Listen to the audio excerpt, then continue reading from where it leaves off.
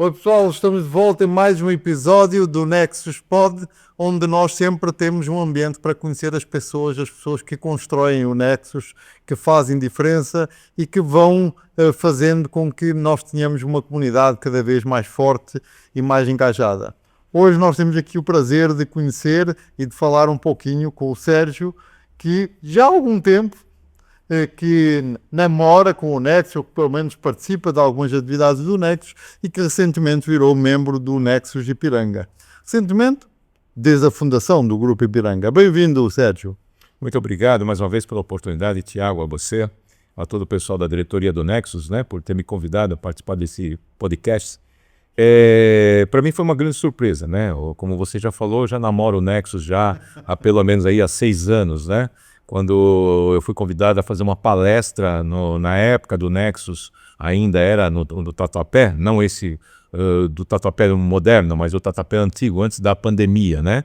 Depois com a pandemia, na verdade, a gente sabe que, infelizmente, nós não tínhamos como nos reunirmos mais, e aí os grupos de network, na verdade, deixaram praticamente de existir a grande massa deles, né? Alguns ainda conseguiram sobreviver aí, se arrastando, mas na grande massa, na verdade, deixou de existir porque não existia mais aquela reunião que nós fazíamos antes, que era uma reunião presencial. Não existia nada que a gente falava. Eu acho que a pandemia nos trouxe muita tristeza, mas ao mesmo tempo isso trouxe uma evolução muito grande. Foi onde nós aprendemos a nos comunicar através da tecnologia, sem precisar estar presente fisicamente. Apesar de sermos latinos, nós gostamos desse contato corpo a corpo, mas a pandemia nos trouxe essa realidade que foi dura, mas ao mesmo tempo foi evolutiva. Sem dúvida, sem dúvida. Bem, me fala um pouquinho mais de onde você vem, onde é que você nasceu, quais são os seus hobbies, o que é que você estudou. Me conta alguma curiosidade, alguma coisa que ninguém sabe do Nexus. Eu quero ser fofoqueiro agora. Início é para ser fofoqueiro. Vamos lá. Bom, na verdade, eu sou paulistano, né? Eu sou nascido e criado aqui em São Paulo, então eu tenho raízes aqui na Moca, né? Da Moca. E todo moquense, na verdade, tem até hino, né? A Moca tem até hino. É uma das poucas regiões de São Paulo que tem hino, inclusive, tem bandeira. E nós moquenses somos muito enraizados, na verdade, né? Então, a gente nasceu, é criado, casa, tudo dentro da Moca ali. Então, eu tenho amigos aí, praticamente aí há mais de 50 anos, né? Que a gente vive ali, convive desde a época do primário até a faculdade. Depois fui fazer faculdade de economia, depois engajei na faculdade de direito e acabei fazendo pós-graduação em processo penal e direito penal, né? Mas nesse intermeio, na verdade, tem uma curiosidade que as pessoas não sabem, né? Eu fui policial militar da Rota aqui em São Paulo, onde eu, durante 5 anos, na verdade, tudo que é de desgraça que o mundo pode oferecer, a gente viu com os próprios olhos, né? E era uma realidade, uma polícia totalmente diferente da de hoje, né? Hoje existe muito mais tecnologia, mas em contrapartida também existe hoje uma guerra propriamente informada, porque a delinquência hoje está com um armamento muito mais pesado do que na minha época, né? Mas assim, essa é uma particularidade que ninguém sabe. Agora vão ficar sabendo, né? Sabendo, mas assim, então, com muito orgulho. E por ter essa formação militar, na verdade, eu gosto muito das coisas certas e corretas, né? Eu não gosto daquele negócio de dar jeitinho. Não, para mim o que é certo, o que é errado. Mesmo que ninguém o faça, eu continuo fazendo a parte certa, né? E depois, ao passar dos anos, como eu gosto muito de pessoas, eu comecei a me integrar, porque foi até uma particularidade interessante. Eu trabalho com uma empresa, eu sou distribuidor de uma empresa japonesa chamada Kenkopato, que ela está há 43 anos no Brasil. E foi interessante também ir dar para lá, por quê? Em 1988, um tenente nosso lá da Rota, mestiço, ele foi convidado por um grupo de japoneses para participar de uma reunião num sábado à noite. E ele foi para uma reunião lá e era uma reunião de colchões. Ele falou: ninguém faz reunião sábado à noite de colchões, só japoneses. O pessoal tinha um nível social um pouco mais elevado. E aí ele imaginava que fosse, na verdade, máfia japonesa trazendo para cá, Yakuza trazendo drogas para cá, alguma coisa assim. Foi quando ele me convidou, eu e mais 5 policiais, que nós fomos trajados de terno e gravata para prender os japoneses. E aí chegamos lá, eles acabaram prendendo a gente acabou entrando na empresa e saímos da polícia para trabalhar com a parte da saúde, né? E aí é onde estou até hoje, na verdade, trabalhando com a área da saúde. Não, fantástico. Essa história já é uma curiosidade e tudo isso como acabou se desenrolando é uma coisa diferente, não é? Realmente é uma coisa diferente. Não, é imprevisível, tá? Imprevisível, né? Totalmente imprevisível, né? Mas e me fala, você teve todo esse processo, toda essa formação, a parte do empreendedorismo, como é que começou e o que é que evoluiu, onde você está, o que é que você faz hoje, qual é a sua empresa hoje? Bom, desde pequeno, na verdade, eu com 13 anos, para você ter uma ideia, na minha época, os açougues embalavam as carnes no jornal, né? Hoje é humanamente impossível nós pensarmos uma coisa dessa, mas antigamente era isso. Então eu com 13 anos de idade, eu recolhia jornal nas casas e pacotava e vendia para os açougues já para poder ter um dinheirinho, né? Isso tudo escondido do meu pai, porque meu pai não gostava, né? E eu trabalhava em fabriquinhas perto de casa, que fazia mimos e tudo mais, porque eu queria ter a minha reservinha, eu já tinha essa intenção, né? Mesmo depois, quando eu entrei na polícia, eu sempre tinha alguma coisa paralela, trabalhando no empreendedorismo. Então, alguma coisa assim muito acanhada, mas de uma certa maneira como complementação de renda. Tá bom? Então eu sempre fui muito arrojado, em virtude do meu pai, que a vida inteira ele foi comerciante. Então meu pai teve panificador, meu pai teve postos de gasolina. Então a vida inteira eu trabalhei no comércio, né? E começou, na verdade, desde pequeno eu comecei na feira, né? Junto com meu pai. Então assim, então eu já trago isso, né, no meu DNA. Então é uma coisa que eu gosto, na verdade, é de empreender. Né? E a gente sabe que empreender no Brasil não é fácil, é um desafio e eu gosto de ser desafiado o tempo todo, né? E hoje o que é que você faz? O que é que você montou, entretanto? Qual é o seu desafio?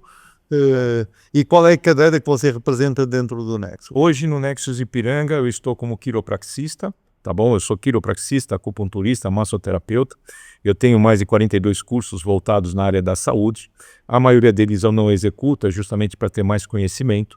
E hoje eu faço uma técnica totalmente diferente dos quiropratas convencionais. Eu aprendi, Tiago, que há 15 anos atrás, mais ou menos, as pessoas, quando começaram a escutar falar sobre quiropraxia, as pessoas têm mais medo do quiroprata em função dos trancos e dos estalos, do que propriamente pessoas que queiram fazer quiropraxia. Então existe essa certa barreira. Até hoje eu atendo muita gente no meu consultório que morre de medo de quiropraxia e vem por curiosidade, ou porque vem junto com o marido, ou porque vem junto com a esposa, ou com o pai, ou com a mãe. E quando eles veem que a minha quiropraxia não tem tranco e não tem estalos, eu falo, então eu quero fazer também. Por quê? Porque todos os problemas que nós temos no organismo, a raiz do problema está ou na coluna ou na circulação. Não existe o terceiro fator. O que a nossa medicina trabalha, ela trabalha em cima da dor, que é a causa, não na raiz do problema. Por isso que os médicos sempre vão recomendar uma coisa chamada remédio, que vem da palavra remediar e não da palavra curar.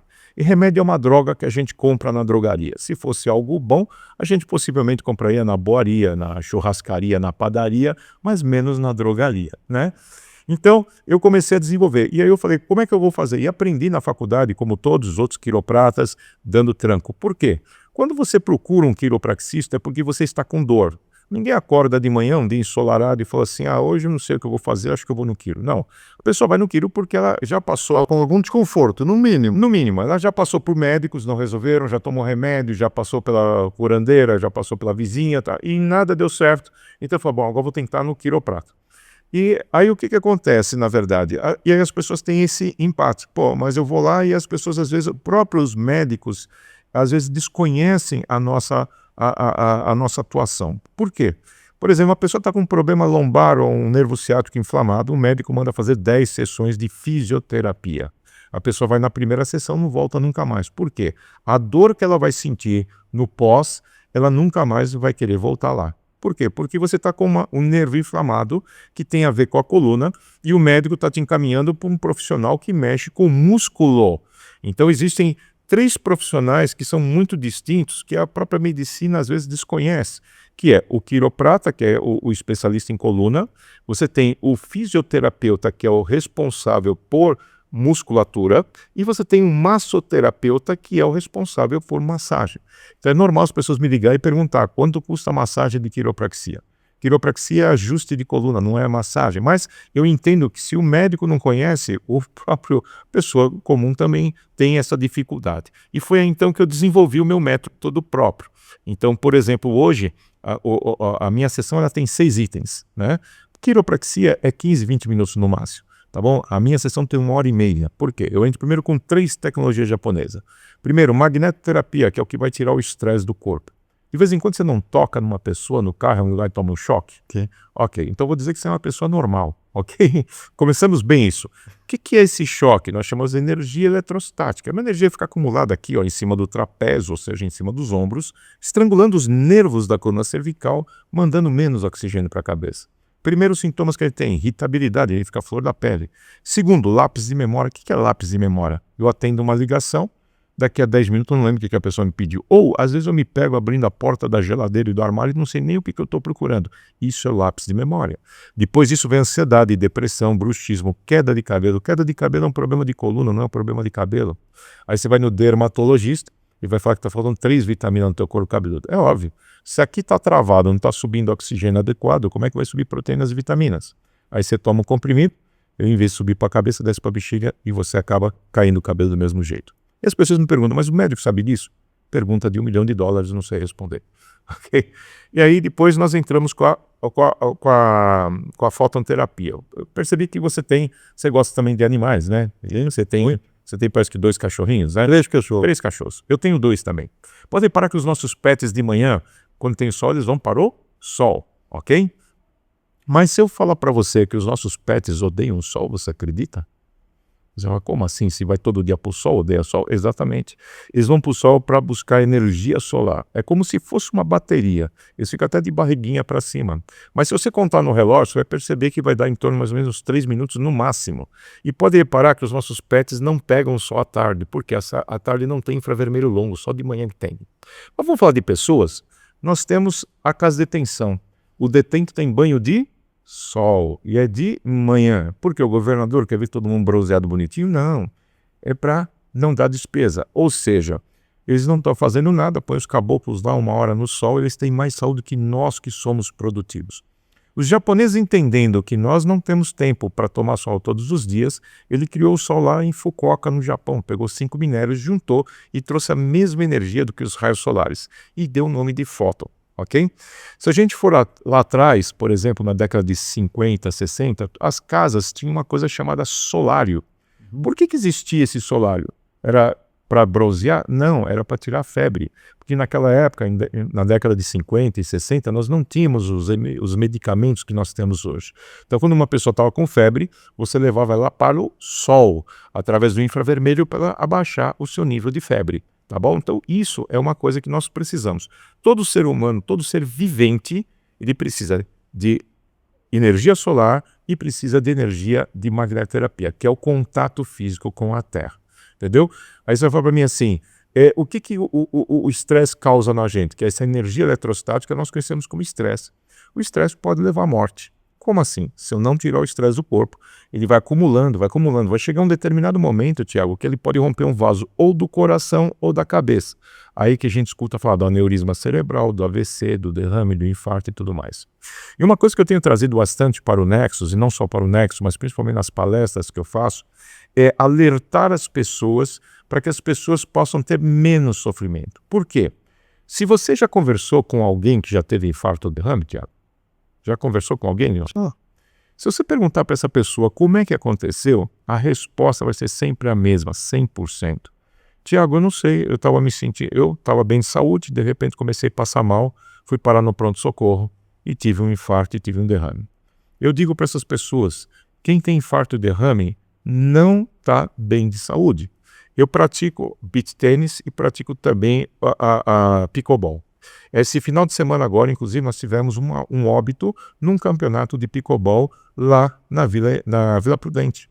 Por quê? O rapaz jogando, aí ele sentou, começou a sentir mal, ele sentou, parou, conversando normalmente com o pessoal na arquibancada, de repente ele inclinou o corpo para frente e teve um ataque fulminante. Ok? As pessoas falam assim, mas foi do nada? Não. O corpo já vem avisando há muito tempo.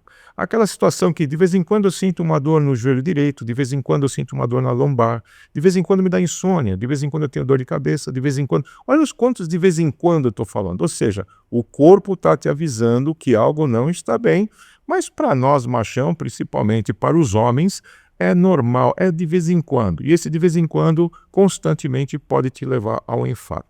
Só para resumir esse assunto, 95% dos infartos ocasionados no Brasil são pelo sexo masculino, não pelo feminino. Sabe qual é a diferença, Tiago?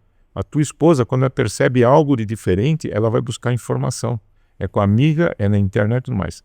Nós somos machão. De vez em quando é normal, toma um comprimido aqui, resolver o problema imediato, daqui a pouco. O que importa é que eu tenho que trabalhar.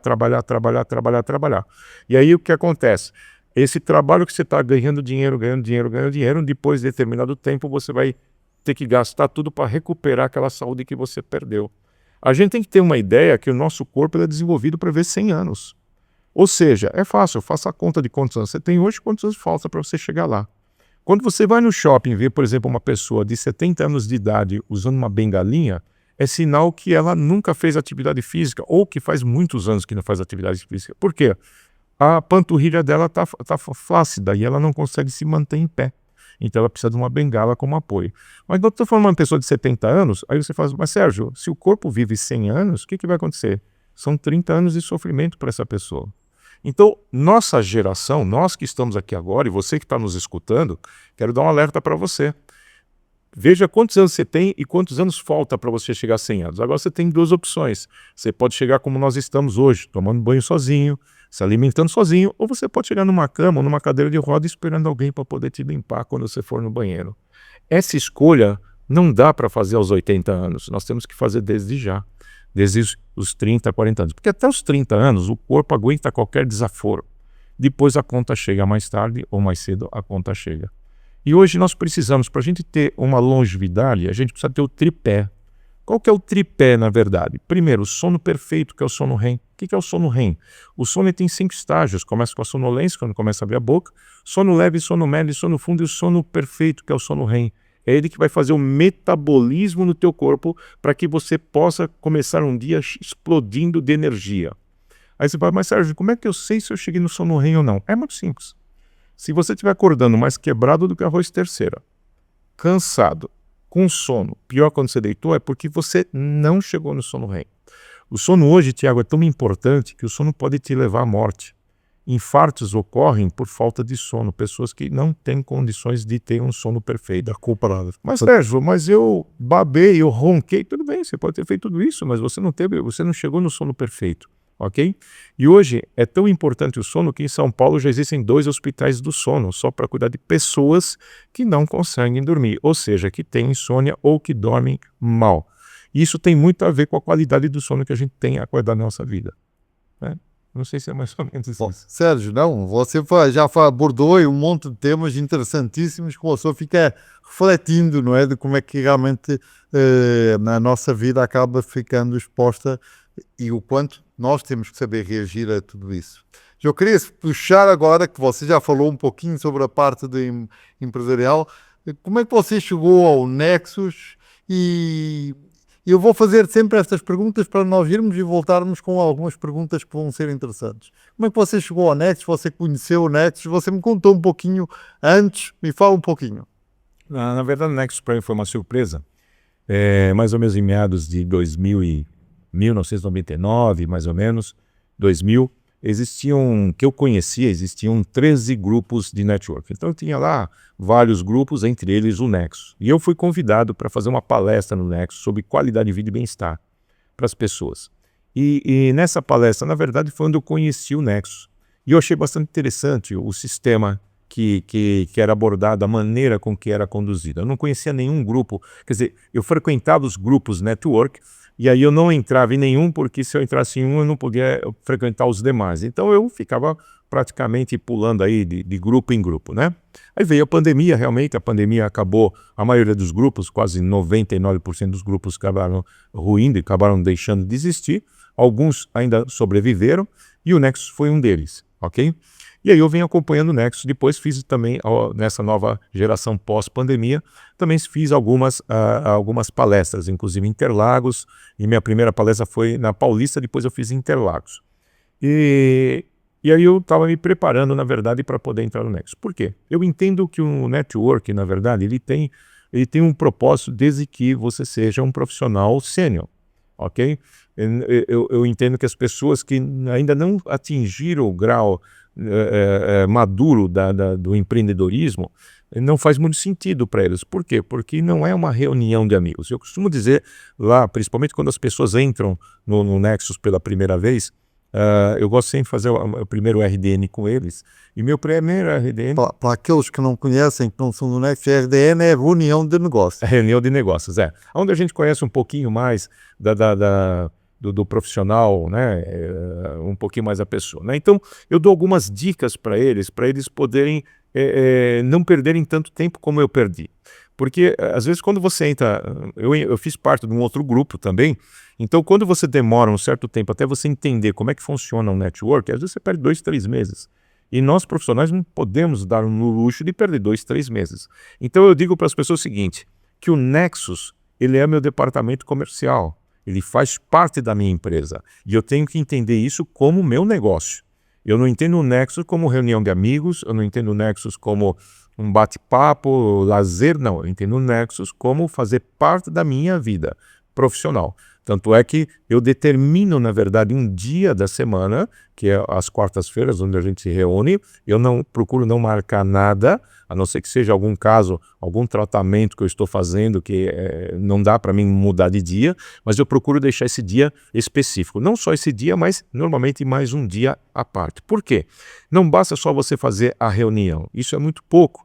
Isso não te traz uma performance adequada. E performance que eu digo, não basta você estar lá no verde ou estar lá no top da pirâmide. O importante é você trazer dinheiro para o bolso. Eu acho que nós estamos falando de negócios, né? Porque se for para me bater papo e tudo mais, eu vou lá na hora do meu lazer, bater o meu beach tênis, lá assim, eu vou brincar, vou conversar, vou relaxar, mas no Nexus não. No Nexus a gente tem que encarar como um setor comercial da nossa empresa.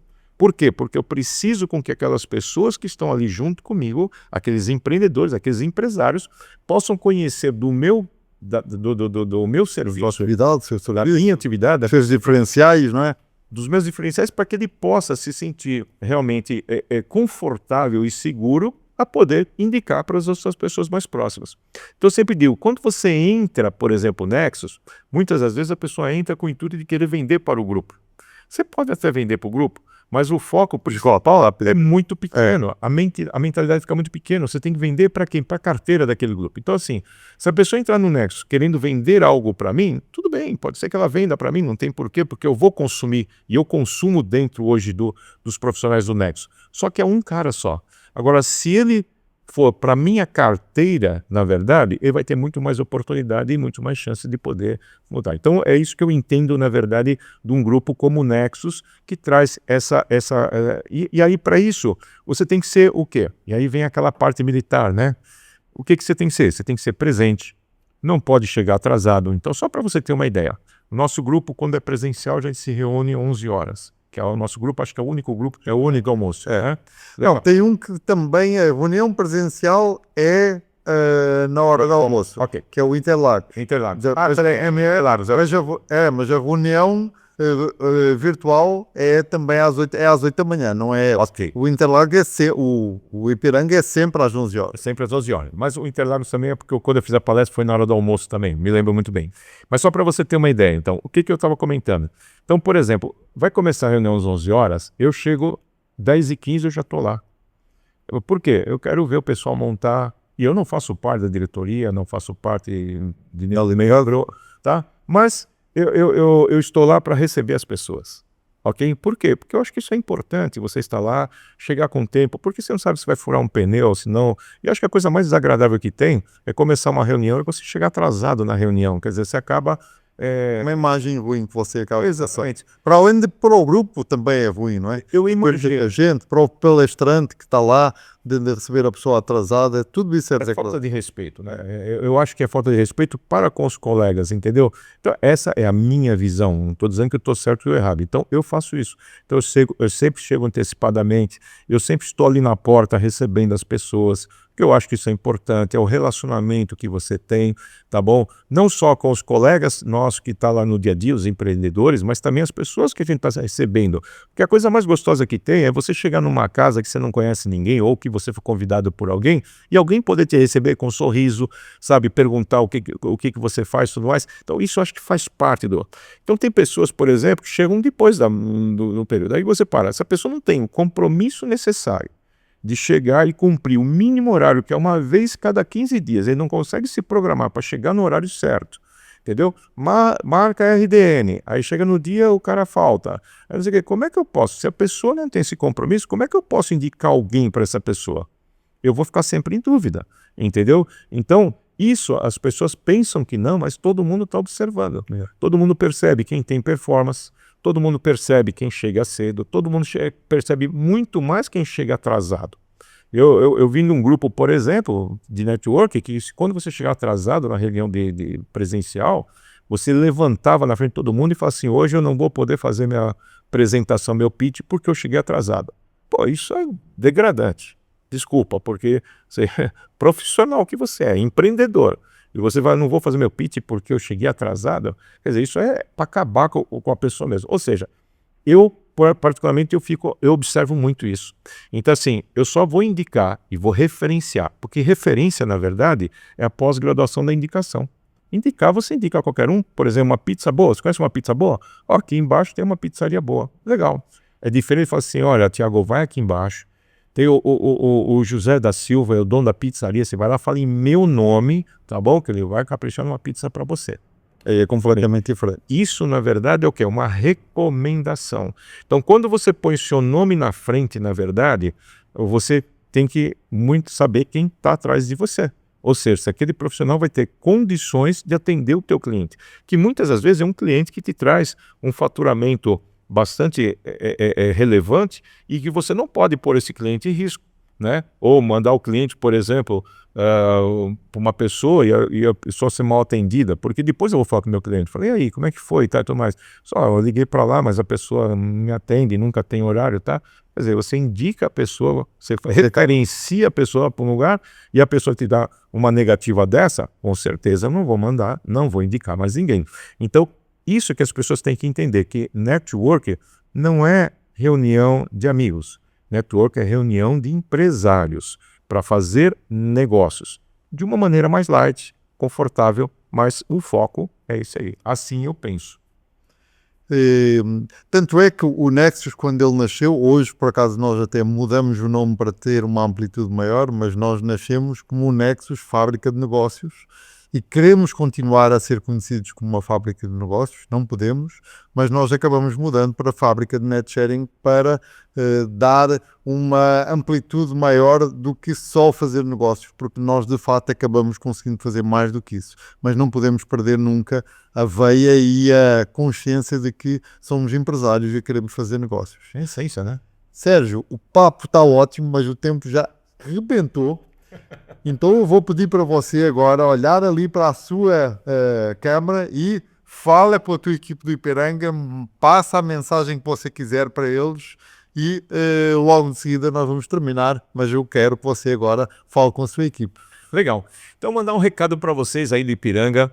Eu quero deixar para vocês uma coisa muito clara, que juntos somos mais fortes. Com certeza vamos fazer muitos mais negócios. Acredito muito nessa equipe, eu acho que é uma equipe sênior, é uma equipe que tem profissionais excepcionais e eu tenho certeza que se a gente se unir, a gente vai conseguir muito mais do que a gente já conseguiu até hoje. Estamos apenas começando, tá bom? Mas não perca a esperança, eu tenho certeza que no sucesso chegaremos ao topo todos juntos.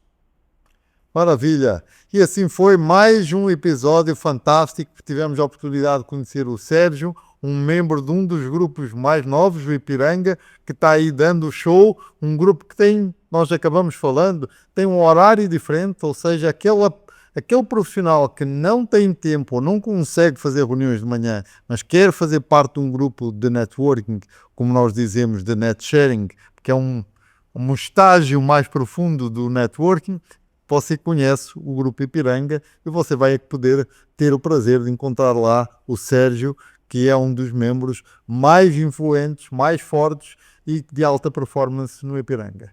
E é isso, gente. Mais uma vez, muito obrigado e até o próximo episódio.